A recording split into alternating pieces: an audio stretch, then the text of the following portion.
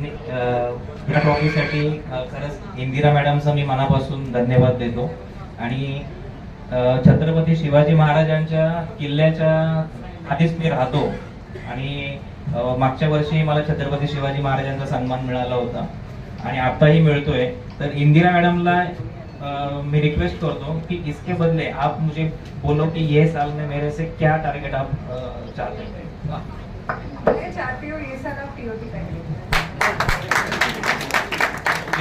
COT मैंने लिया था कसम ही मुझे स्टेज पे मैडम ने बोला है टीओटी, तो ये साल 101% ये स्टेज पे मैं कह रहा हूँ